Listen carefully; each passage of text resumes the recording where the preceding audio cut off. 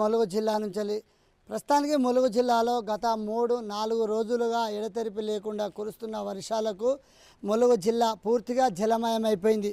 మనం చెప్పుకున్నట్లయితే వాజేడు మండలం పేరూరు గ్రామం దగ్గర జాతీయ రహదారి 163వ జాతీయ రహదారి ఛత్తీస్గఢ్ భూపాల్పట్నం పోయే దారి పూర్తిగా జలమయమైపోయింది. ఎవరైనా వరంగల్ ములుగు నుంచి వచ్చే ప్రజలు మాత్రము ములుగు ఎటు నాగారం వైపు రాకుండా భూపాల్పల్లి మీదుగా భూపాల్పట్నం వెళ్ళాల్సిన పరిస్థితి ఉంది. ములుగు జిల్లా మాత్రం పూర్తిగా ఇక్కడ జలమయమైపోయి వాజేడు పేరూరు జాతీయ రహదారులు పూర్తిగా జలమయమైపోయాయి. ఇటు రాకపోకలకు అంతరాయం సంతరించిందని చెప్పి ఓ దిక్కు ములుగు జిల్లా పోలీస్ యంత్రాంగం తెలియపరుస్తుంది. అక్కడ హెచ్చరిక బోర్డులు కూడా జారీ చేయడం జరిగింది.